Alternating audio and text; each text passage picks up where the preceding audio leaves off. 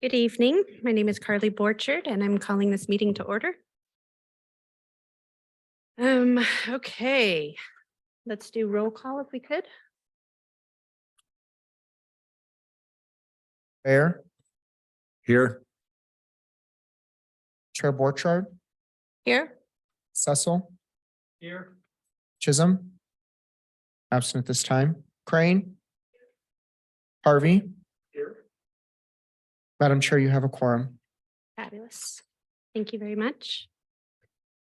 All right, moving on to item A2, which is public comment. This is for items that are either on the agenda or off the agenda, and the limit is 3 minutes. Do we have any requests to speak or anybody online?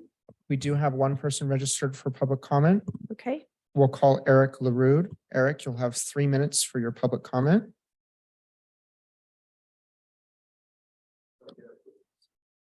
Thank you. My name is Eric Rude and I am a downtown Reno resident. I live in the Montage. And, oh, yeah, of course, the microphone. Great idea. Eric LaRue, downtown Reno resident. I just wanted to come tonight to say hello to Councilwoman Taylor and thank her for all that she's doing for us as downtown residents. And also thank you as the Ward 5 NAB for the time and effort you put into making our ward a better place. I know there's just so many things going on, and I just wanted to, I know Kathleen is aware of these things, but I don't know how exactly, what the plan is to be communicating with all the downtown residents about these various issues, such as, what the latest is with the Virginia Street placemaking study, which is very important to downtown, the micromobility study. There's a downtown building facade improvement program that is now going to be underway. The Reno City Center project is a critical project to downtown Reno. Takes a big section of our downtown. We want to make sure that project is successful. I know there's a Truckee River Walk makeover project that's happening. I know that the city council is looking at revising titles 4 and 5 of the city code so the city can more effectively deal with holding accountable bad acting nightclubs, bars, other businesses. Public's gonna be getting involved with that, and I just know there's plenty of downtown residents who want to be involved in that process. There's talk about more RPD presence, more code enforcement presence. Sierra Street has a pedestrian safety zone, and that's set up. We just want to know what's going on with that effort to make sure things are being made safe as possible along Sierra Street. There's also Wingfield Park and Barbara Bennett Park that's going to be made over in the next couple of years, along with the Arlington Bridges replacement project. So there's just so many projects that are going on that impact not only downtown Reno residents, but all Reno residents and our visitors who come here. We want to make downtown Reno as good as possible. I'm also on the Downtown Reno Partnership Board, and the Downtown Reno Partnership is working very hard to make downtown Reno better. And starting tonight, there's something called Downtown Tuesdays that are happening. And it's going to be the second Tuesday of every month for the next few months. And so hopefully your meeting will adjourn very soon and you can come join us over at Partnership Plaza. So I know Kathleen is working on all these things, and to the extent there just can be ways that there's communication with the residents so we know what's going on. I know she's working on that newsletter every month, or maybe there's something that your NAB can get out to the residents. So thank you for your service to our community. thank you, Eric. Thank you for your comments. Is there anyone else present in the room who would like to give public comment today? Is there anyone on Zoom who would like to give public comment? If you'd like to give public comment virtually, please use the raise hand function at the bottom of your Zoom window.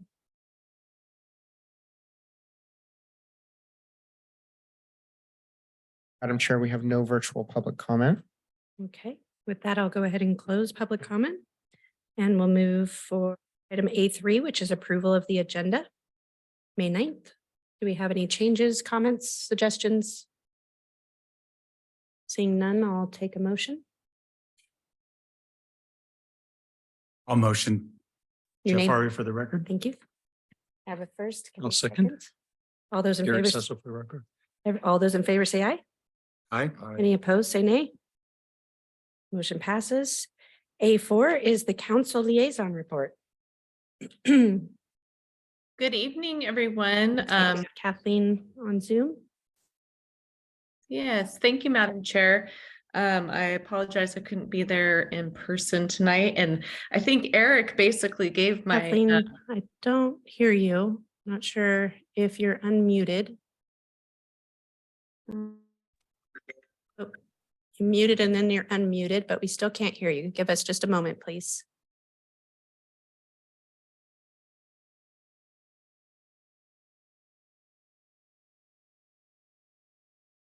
Sorry, folks. Go ahead and try now. Can you hear me? Hello?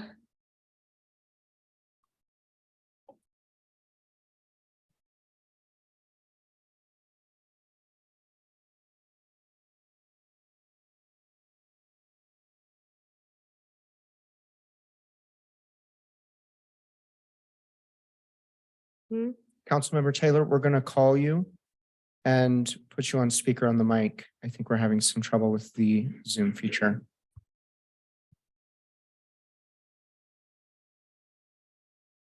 It's good having the workarounds, right?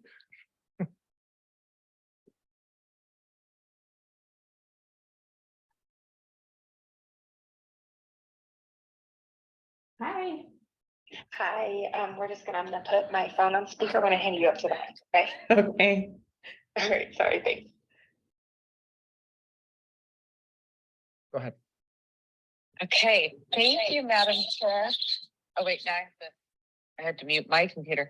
There we I go. think Eric went into a lot of the things I was gonna talk about, but with his public comment, what I think I will do is put all of those things, micromobility, placemaking, the facade, downtown improvement projects, code enforcement, safety zones, and parks. I'll put those all in, I guess, a ticker file, and I'll bring updates on them as we have them. I have not seen any of those schedules come before us. We just approved the micromobility last council meeting, or the one before the budget. So I will make sure that I get you guys an update on that. And as Eric said, we do have the DRP second Tuesdays, which I hope you guys get out of here early and can go check it out. And I just wanted to let everyone know at tomorrow's council meeting, we are going to look or receive a presentation on the redistricting process. I think most of you know we will not have the at-large position in 2024. We will be moving to a 6th ward, and we're going to be looking at that process and timeline tomorrow. So I'll have more updates on that. But thank you, Eric, for coming down and keeping me accountable. Thank you, Madam Chair. Thank you so much. Did we have any questions for Kathleen? Any updates? I don't think we do. Oh, we do have a couple of questions for you, Kathleen, if you're still available. No.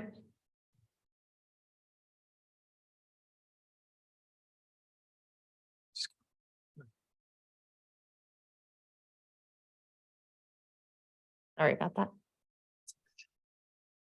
Go ahead, Gary. Let's see if she can hear it. Kathleen, I don't know if you can hear me, just on that, the redistricting. Yeah, that's a very, very important issue, I think. The thing that surprises me is there's so little time to do it. I think the deadline is September 23rd to submit to the county so they can do the 2024 elections. I'm always saying this, but anything you can do to assure that there's sufficient time for the public to have input, because I think it's a long time since it's been looked at and it was settled at one time, but I think everything's back on the table. So anything you can do to encourage the folks running it to make sure that there's enough time for the public to weigh in, I would appreciate it. And I'd add one other thing to Eric's list is redevelopment. That's come up in the budget recently, and that's very important to the downtown area in particular. There's a district there. There are monies, property tax, TIF funds that are going to be available in a year or two. And again, it would be great to have the public involved. Maybe restate the RAB, the advisory board. So I would just add those two. Thank you. Were you able to hear him, Councilmember Taylor? I think I heard making sure that there's enough time for public input on the redistricting, adding redevelopment to that list. And that's what I have on my notes. That's perfect.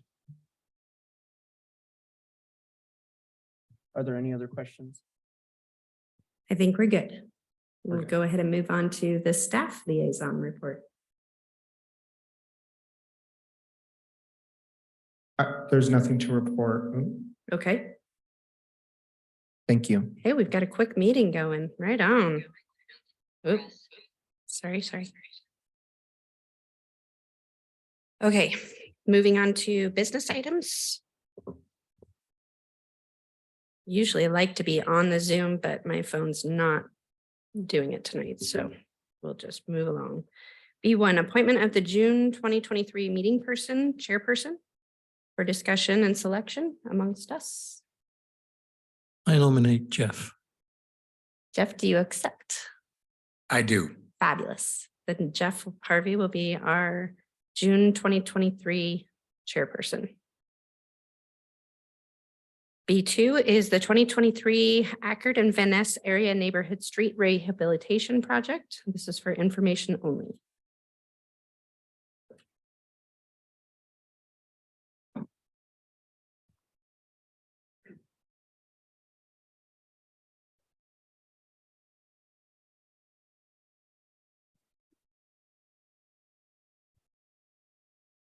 Good evening.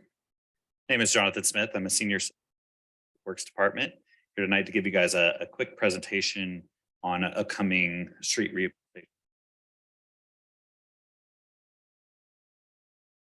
First, I'd like to go over or talk about our neighborhood street program and how the city selects our streets. The city of Reno manages over 530 miles. Is that not working? There we go. 30 miles of local roads and has developed a pavement management program to maintain this local road network. Network is divided into 3 areas that we call tri northeast and southeast area, which is the green area. West Verdi and Stead area, which is red on this map. The city for pavement inspection, preventative. Each street is given a pavement condition index score or a PCI score that ranges from 0 to 100, with 0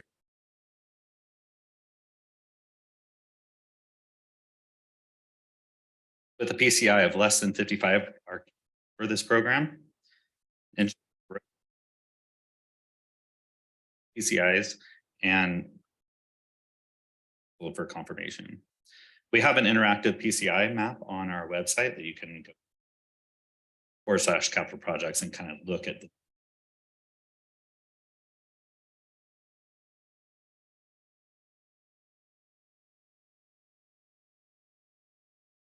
city has selected 3 street rehabilitation projects this year. Here we have the Taos Marine area, the Van Ness area, and the Ackerd area. Taos Marine is actually out in construction right now with a completion date this in Ackerd area this June for a summer start construction.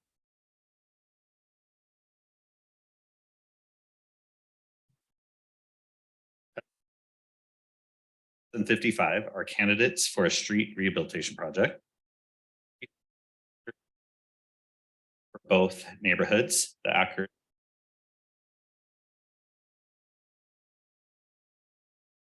are streets that have a less than 55 PCI score, whereas the blue and green streets have PCI.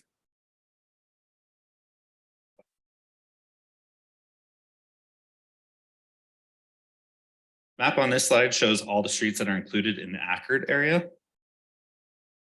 We will be making improvements on Frontier Street, Ackerd Drive, and Haley Street. And the scope, a mile of roadway and 1 mile of sidewalks and driveways will improve the pedestrian connectivity Act or an ADA accessible route.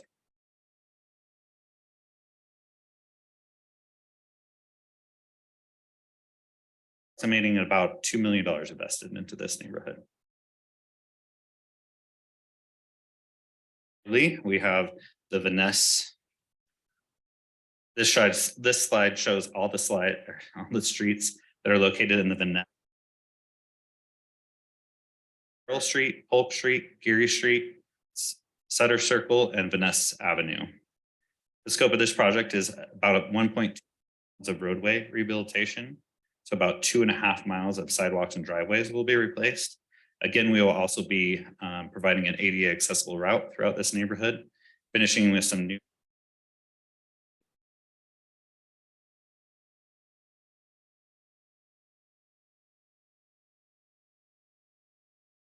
project will replace all the curb and gutter, as well as 3.5 miles of sidewalk and driveways in both neighborhoods. On the left shows what an existing driveway looks like, and on the right is a recently constructed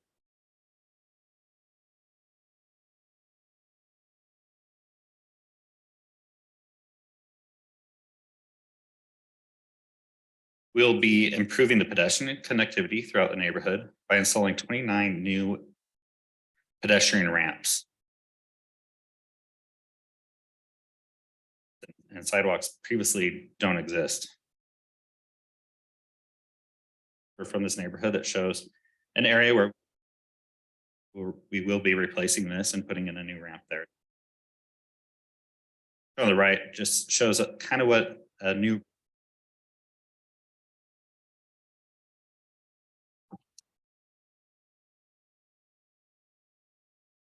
pedestrian connectivity will also include an ADA accessible route. So all sidewalks, driveways, and ramps will meet ADA requirements on one side. Above shows where we're installing the ADA accessible route. So that darker blue line will be the ADA accessible route, which is on both sides of Ackerd, the north side of Frontier, and the east side of O'Farrell, Polk, Geary, and Vaness. This just shows, but we will be making sidewalk improvements on both sides of the streets, not just the one. Once all the concrete improvement work is complete, we will remove and replace all the asphalt pavement for approximately, like I said, 1.75 miles of road and install new signage and striping. The picture from a recently constructed project kind of show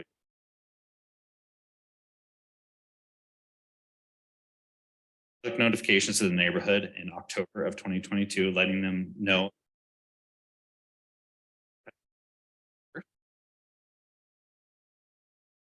second. During the advertising period, we will be hosting a public meeting on June 8th. Notifications to these two neighborhoods and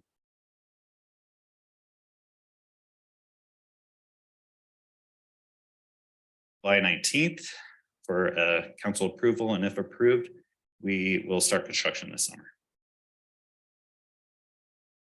This is our contact information for myself. Alicia Auk will be the project. This project, she's also here in the back here.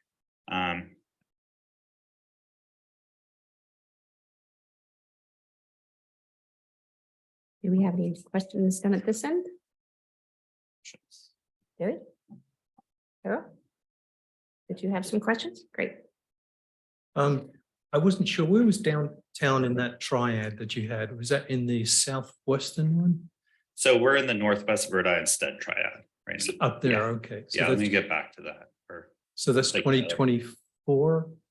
That's, So we're in 2023 right now. 2024 will move to the northeast, oh, southeast yeah, area. you're right. Yeah. So we rotate in a clockwise rotation. Okay. Yeah. And is it the civil engineers that do the actual rating? They go out to look at it? Yeah, staff and public works does the actual ratings of the roads. Yeah. Now, you're getting public input in it, which is great. Yeah. Did you get any public input to point you towards areas that needed improvements? Staff makes we provide, we have the criteria that we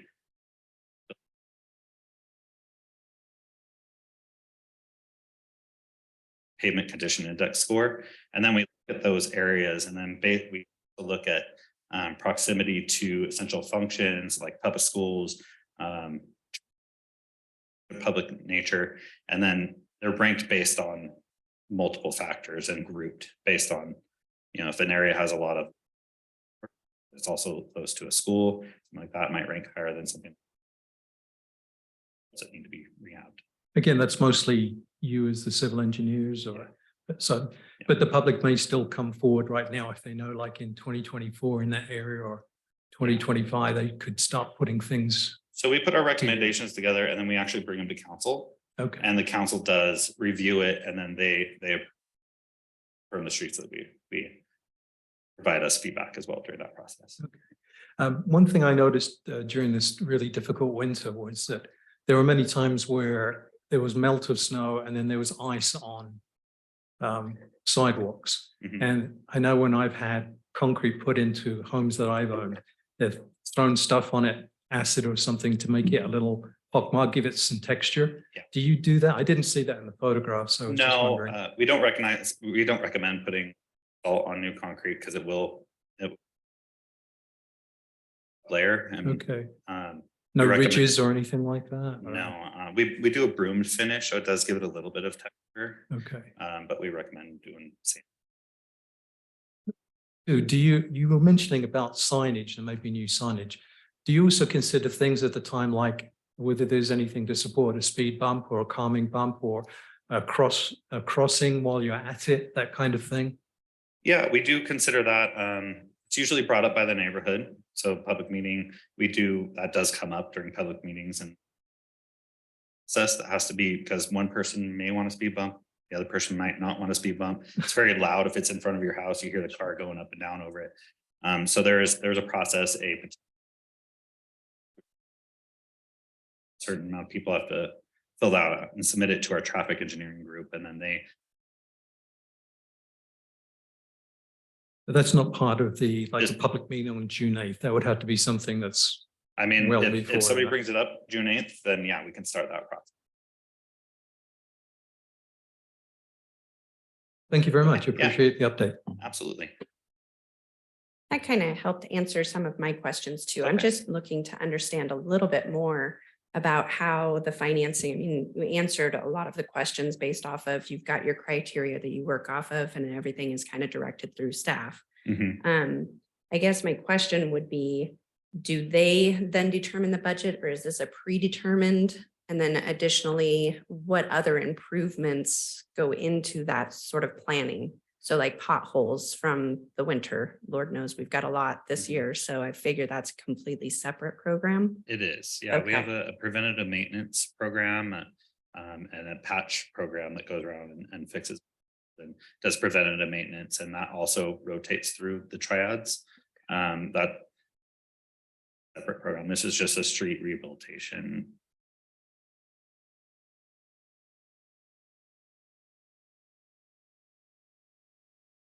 Specific neighborhood, And that's annually. that is annually, yeah. Okay. Yeah.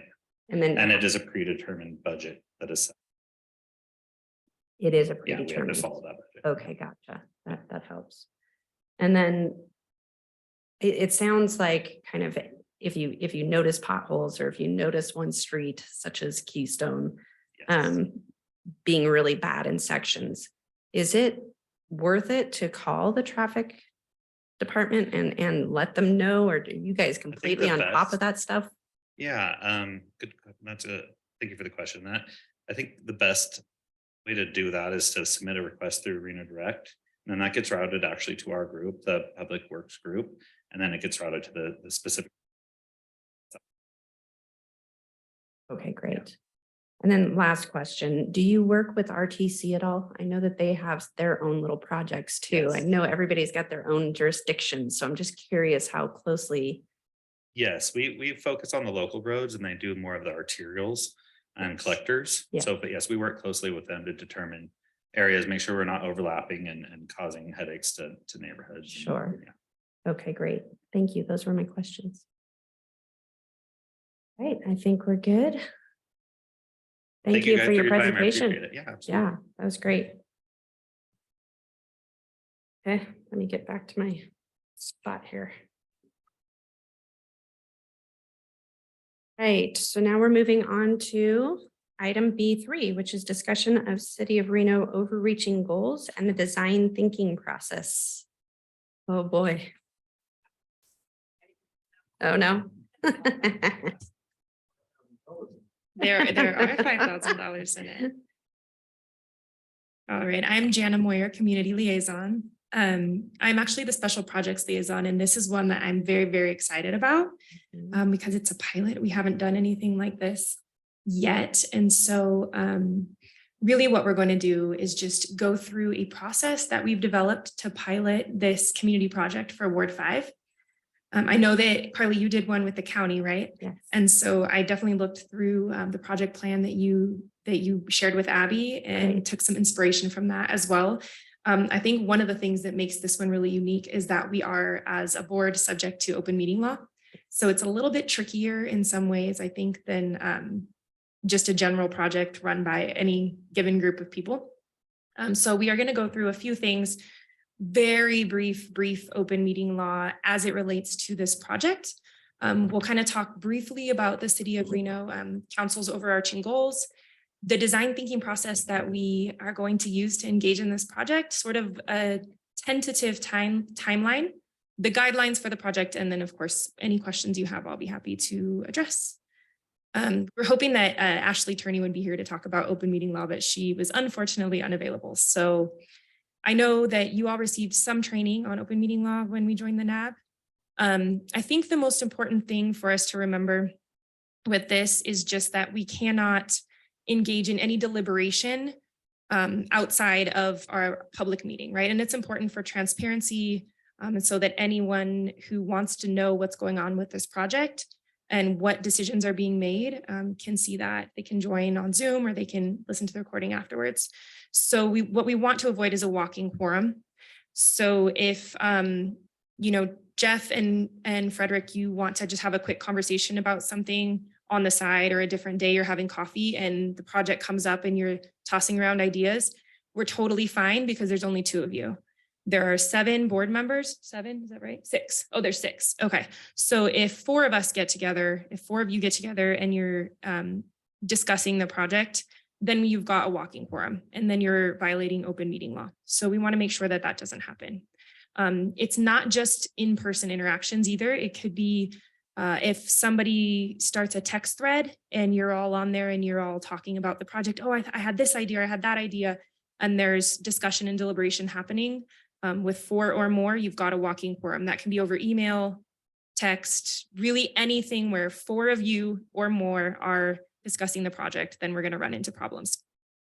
So that is one reason why we've decided to structure a process to where the majority of the work on this project will just take place. It'll be agendized at each NAB meeting, and we'll go through the proposed timeline, and we'll of course adjust that as needed as we move through the process. So one of the important features of this project is that it will need to align with one of the City of Reno's overarching goals.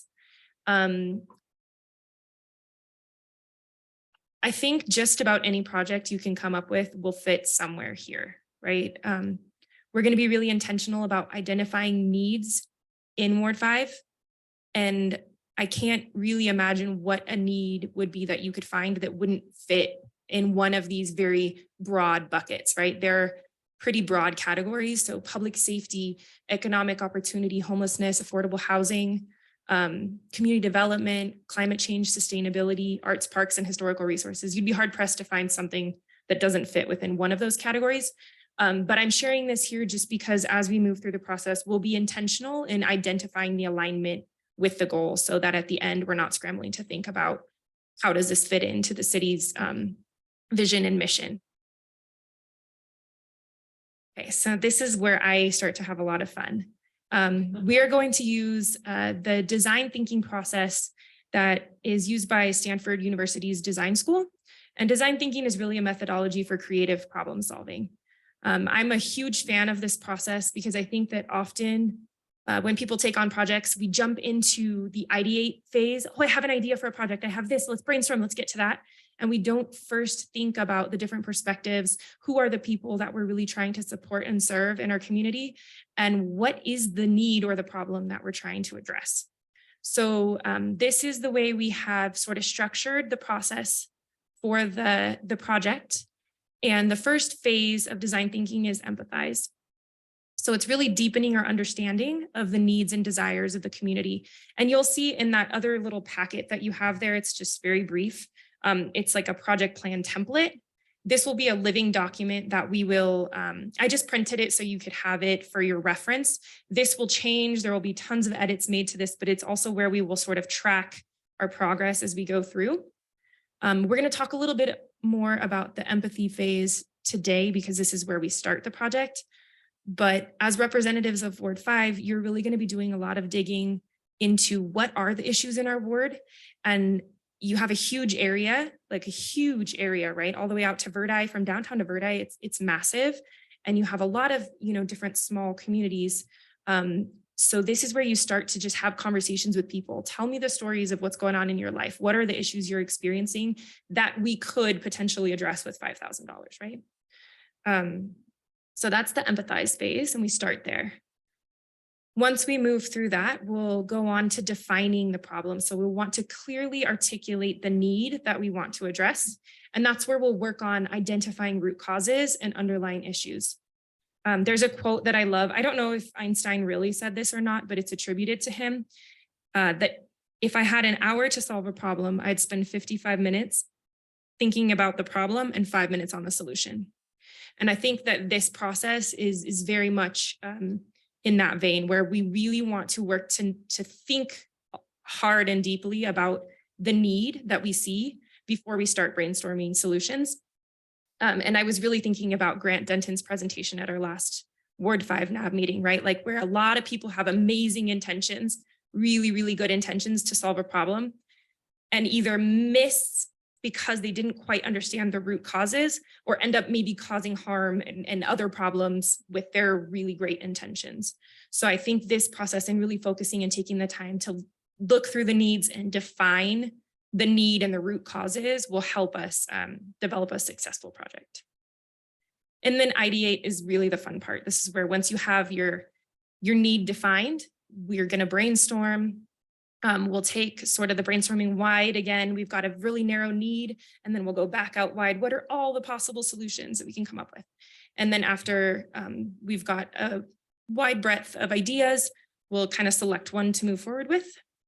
And then these are 2 phases, but since a limited budget and we're probably only going to put forth one project for now, I kind of combined them. So prototype and test.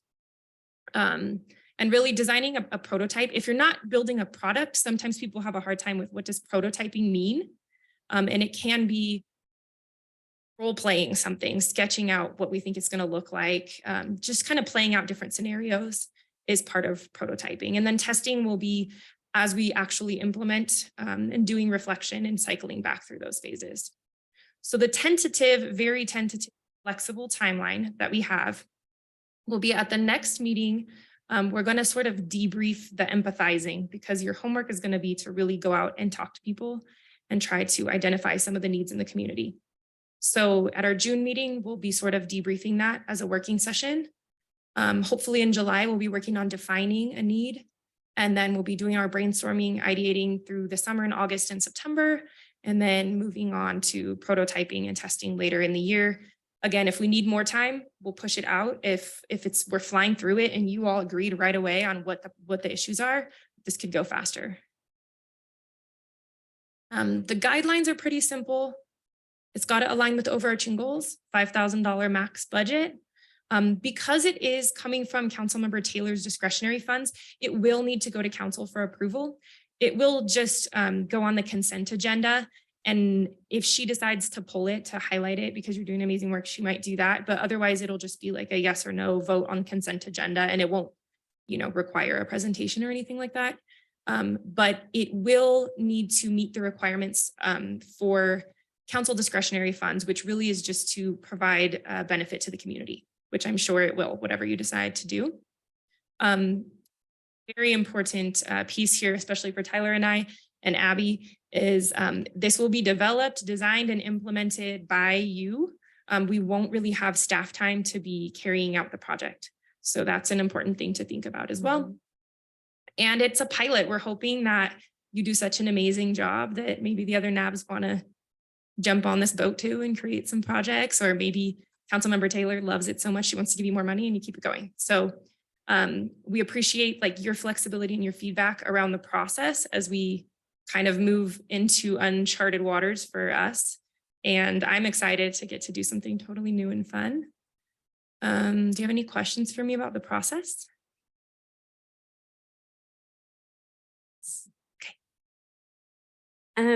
Okay, first and foremost, the open meeting law. I think I mentioned to Abby, that was first and foremost my biggest concern.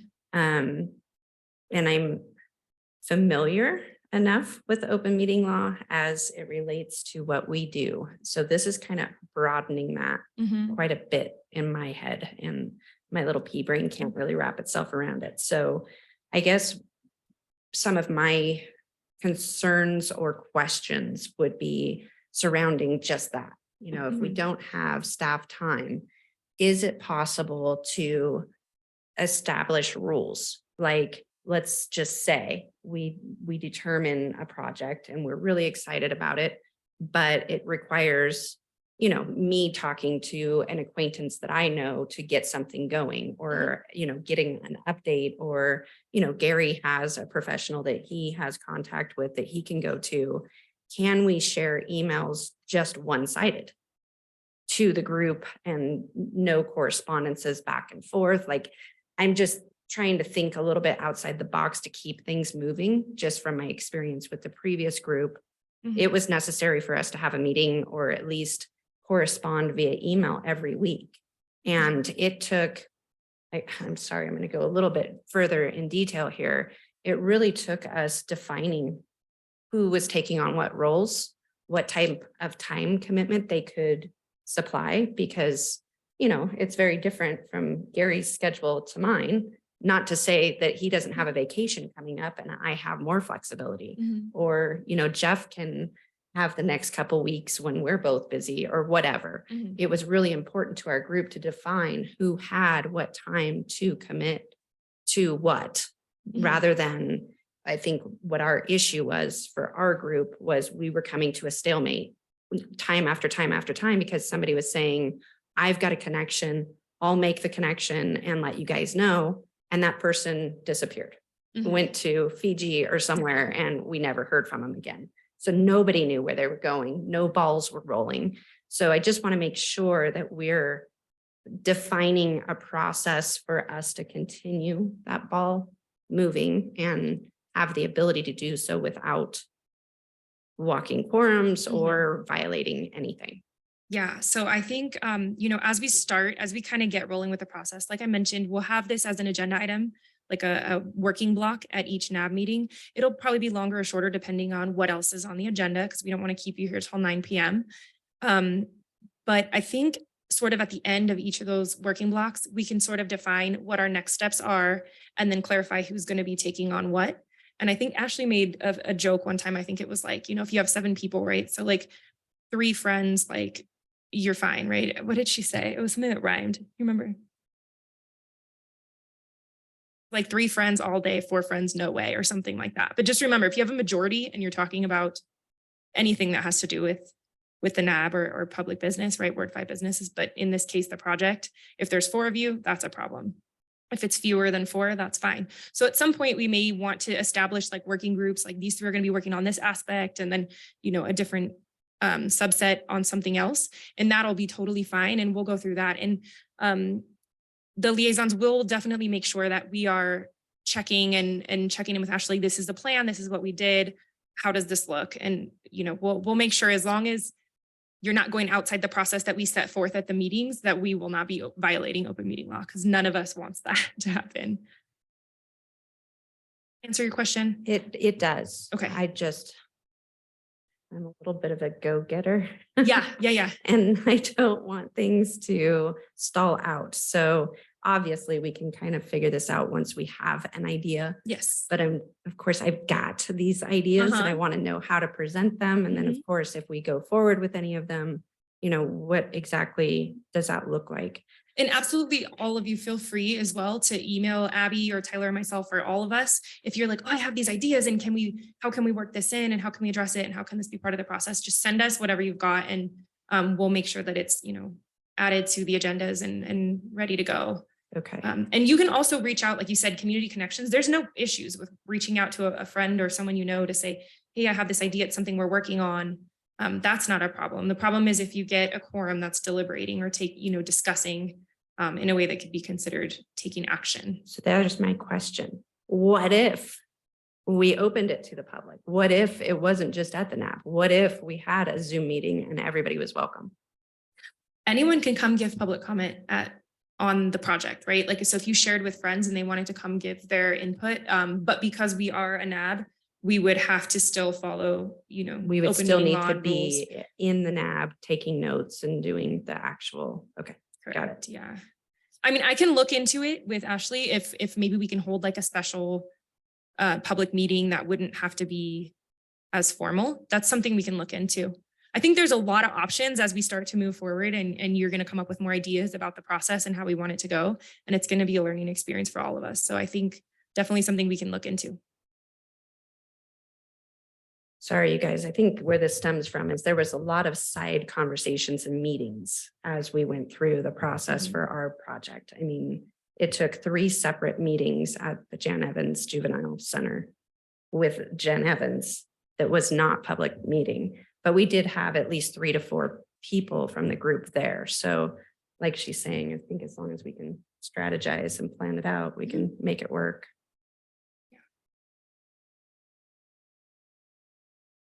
Curious, what are you guys' thoughts on this? You want to share? My first thought is, when you go down to Winfield Park, there's a lot of trash that always blows into the river. There's not anywhere like covers for the trash cans. So the ones that you can that have a lid, permanent lid, they keep like kind of the homeless from going through it, or you live downtown, as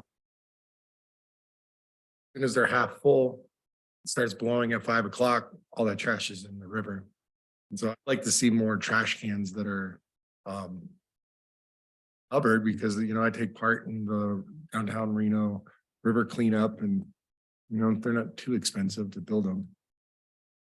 Or to add in like covered trash cans, and then we can put the art on them that they do. Should last for years. I think that's one great idea to begin with. Back to your concern about the open meeting laws. I'm one of those go-getters as well, and I can just imagine wanting to reach out and say, hey, what about this? And hey, if we could do this, and we could do that. And having concern about violating those laws. Maybe the idea would be to do subsets of maybe Carly and I, or Gary and I, be one subset and the others work, so that we can continue working and not stifle the process while at the same time avoiding violating any laws. So perhaps that's something we can look at. But it's going to be moving quickly, it looks like, based on your timeline. So we'll probably have to come to an idea of what we're going to do with this. Yeah. That's my 2 cents. I was just going to say, I love the idea of you each having like a thought partner, especially given that there's an even number. So just who am I going to, I have this idea I really want to share. And so who your thought partner is and that's your person. Otherwise, I mean, you absolutely can reach out and connect with any other individual on the NAB, as long as it's, individually. Just don't. The big one I think people don't realize is over email or text. Is like I sent an email to the whole NAB, and then somebody replied all and started talking about the project, and now you've got a walking quorum. So, but again, we'll make sure that we're just being intentional and clear about it. And if you have questions throughout the process, we'll make sure that we're good to go. We're in the clear. You have something that you feel you want to distribute to the entire NAB in between your meetings, you can always send it to us and say, please distribute. And we can send it to the NAB members individually, so it won't violate open meeting law. There won't be any discussion, but if you find, say, a paper that you think is fascinating and you want everyone to read, you can send it to one of us and say, please distribute to the rest of the NAB, and we can make sure everyone else gets it. But like Jen was saying, just don't, more than 4 of you, don't talk to one another. Yeah, thank you, Tyler.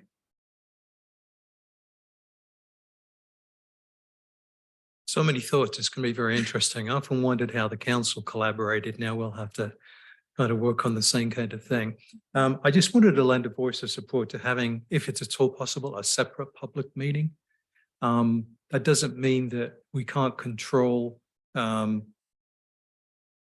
things that we need to watch in terms of having quorums, but I think that this environment with a dais here and people sitting opposite it is not always conducive. People don't like come up to speak. If we had just like a whole bunch, chairs in a circle or something, I think you might, or around a table, a couple of tables, you might get more honest kind of feedback. So just thinking about that, I think that the limitations we might have on how much we can communicate is one of those parameters we need to consider in terms of the project that we choose. Because I think the danger is with this, it's not the money, but it's just biting off more than we can chew. Let's think of things that seem eminently doable, but just need a push. Maybe there's something already out there that we can support. It doesn't have to be a brand new thought, but there may be organizations or people that need some extra kind of push.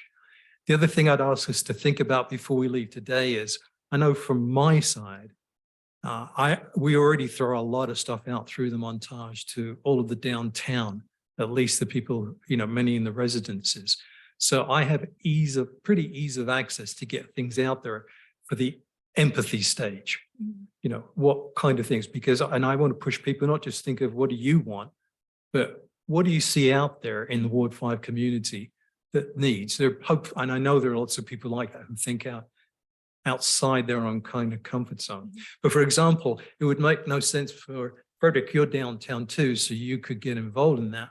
But it wouldn't make sense for Carly when she's got the Verdi Community Council out there or the Somerset HOA. Can we decide today who we're going to listen to in the next month and get ideas from? I'll volunteer for the downtown folks. You're getting ahead of me. I have a slide here that's going to talk about that. Oh, just a do you? little Okay, bit. I'm So, sorry. No, it's perfect. You're giving us a preview. But before we get to that, can we just see if there's any other questions on the process? I just wanted to give Carol a chance to just lend any input, support, or disinterest in the project, of whatever you have. I think yes. I think Gary's idea of looking at something that is maybe already a topic would save a lot of time and looking about and making the decision to put your efforts into that. I think is a good idea. Otherwise, I can just see all the different directions people can go in a very short period of time. And So just wait for it. anyway, that was my thought. So basically, we would be leaving today and start thinking about this, or immediately start contacting each other without a walking quorum.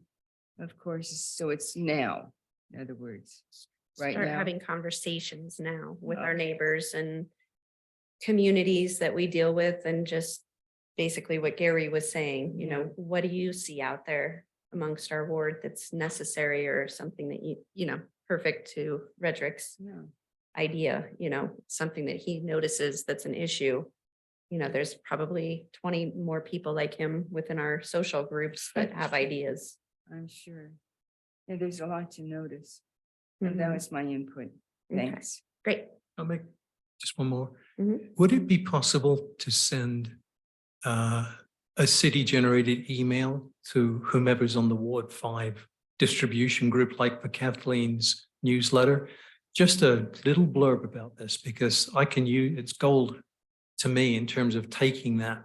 It's one thing coming from me, it's another thing if the city is saying, this is going to happen, you know, so just a request. Yeah, I'll definitely bring that up with Abby. She generates the newsletter for Ward 5, but I think that'd be something definitely that she'll want to highlight. So thank you for that. All right. All right, so this is actually the last slide here. But Gary led us into this perfectly. So what I'm going to ask you to do now is really this, we start right now. So we are going to start with the empathize phase. And this is one that, you know, really as individuals, you all have your different networks. You're all probably in different regions of this region. And so I'd like just a few questions for you to kind of think about and ruminate on as you engage in this and you start this process. But what neighborhoods or maybe demographic groups lack representation on the NAB?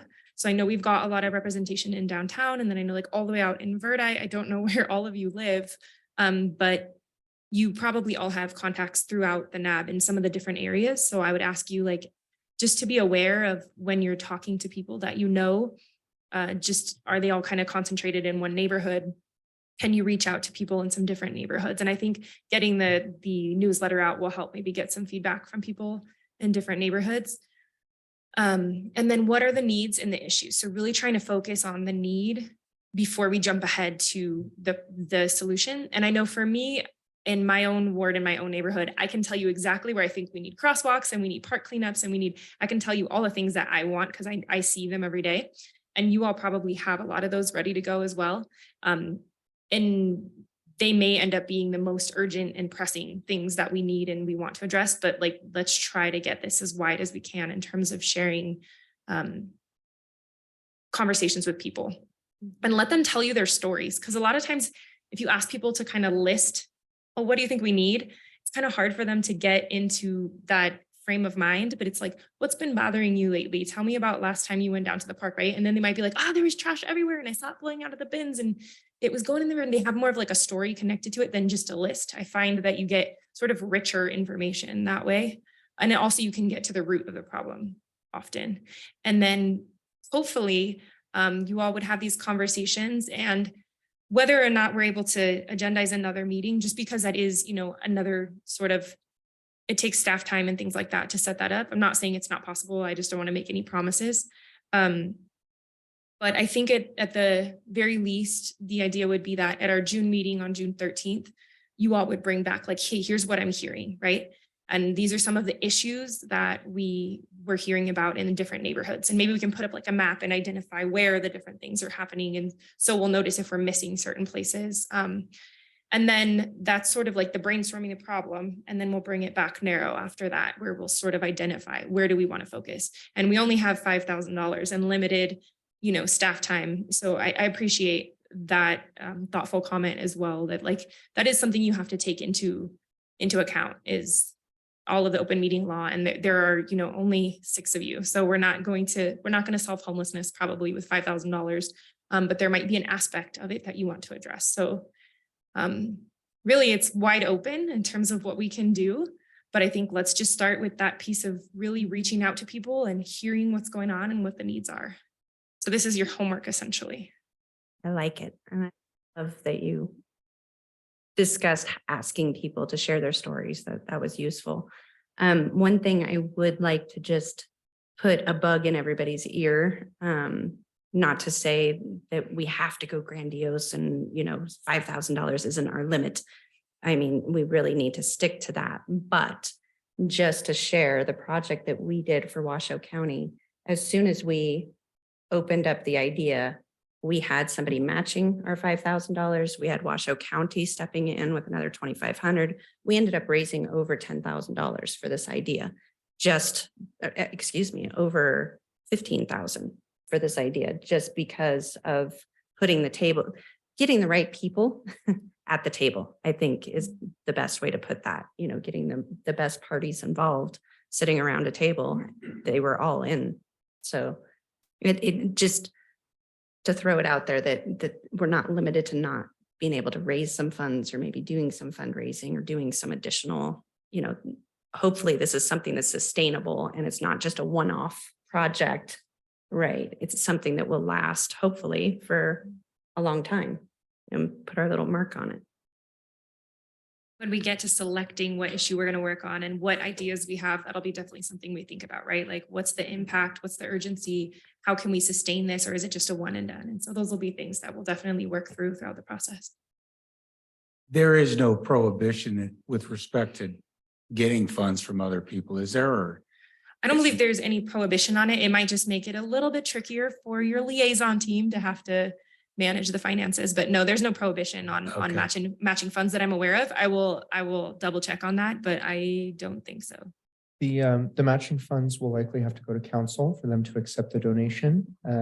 Like Janice said, it just makes it a little bit more complicated to track, but it's not prohibited. And it is something that the county's done in the past.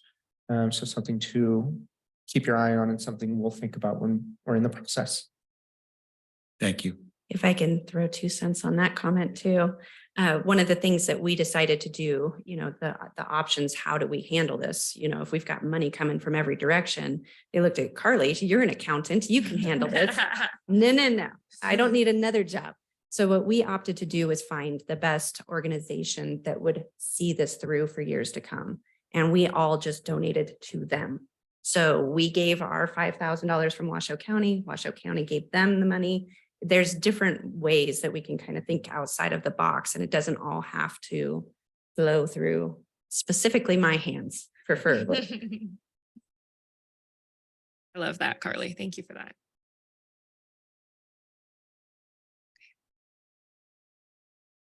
Yep. Thank you so much for the presentation and for the opportunity. You guys, thanks for presenting it and working with us through something like this. I think it's exciting personally.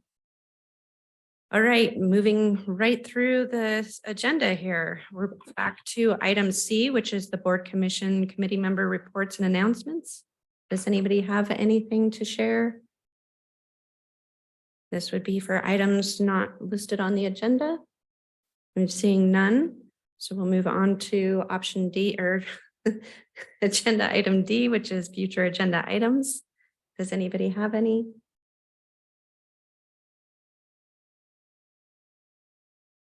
Only just a repeat of one I had before. I'm really interested in the redevelopment dollars that are coming up. I think some of it's downtown, but there's an RDA2 district that is all over. Some in Ward 5, in addition to downtown. And that really, for areas that need some improvements, it's a difficult, complicated subject, how that money comes and what you can do with it. But there's a lot, I think the public needs to learn more, and we need to learn more about that. So I'm looking for maybe Eric Edelstein, who's recently joined the city and is heading up that project. He produced the budget and presented it at the last city council meeting last week. And he's looking to give public input. He said that at the meeting. So Would it be possible to get him to one of our future agendas, or get him on one of our future agendas? I can definitely reach out to him and let him know that you're interested in redevelopment and hearing from him, and that you heard his budget presentation, and see if we can get him to come to the NAB. Great. I'd like to say we should all just kind of join in on tomorrow's council meeting so that we're up to date, but maybe we could just put this on the agenda for now temporarily. The redistricting process and what they end up determining tomorrow. I think that's something that I would really like to follow and learn what they choose. I will personally try to follow it, but I think it would be a good thing to have on the agenda to be able to discuss it amongst ourselves. Anything else? Okay. Moving on to public comment. I see Mac Rossi out there. Yes, Madam Chair, we do have one public comment registered from Mac Rossi. Great. Mac, you'll have 3 minutes. My name is Mac Rossi. Greeting fellow volunteers. How are you? Are you delighted to be here? I seen where they said, share your stories. And I want to share a story with you. I've had an opportunity to go over to the county on a county committee and was introduced to a program that they have introducing or recruiting volunteers, what they do, going through the different steps, up to updates as they go along, down to the final ending of thanking them for their volunteering. I came here 4 weeks ago, not here, but the city council, and presented this program, asking them that whether they would like to see that program presented to them. And like all the members were just on the edge of their chairs. The phone was ringing off the hook. Actually, after I left, you could hear crickets. It was kind of sad. So I said, I'm not going to stop now and see what I can do. Their program, the county program, is a great presentation. Like I say, from the time it recruits to the time you interview, from the human resource department to the committee itself to the county commissioners, and then finally going through and keeping all the updates that are going while you're serving on that time. And I have asked the county, the lady that was in charge and presented, in fact, Garland knows him, Alex Wilson, that said just a tremendous presentation to try to the city. The city is in need of help. They really are. It's really kind of sad. They have something, the city has something like 50 committees. I don't know if you know that you're aware of. It's in sad shape. And so I thought maybe the county might be able to help. Contacted some lady from the staff here at the city of Reno and the lady from the county, and they're going to get together to see what's. I'm looking forward to a great start, and working with the city. As you know, it'll take time, but I look for hope in it. So thank you. Thanks so much, Mac. We have anybody on Zoom with their hand up by chance? If anyone on Zoom would like to give public comment today, please use the raise hand function at the bottom of your screen.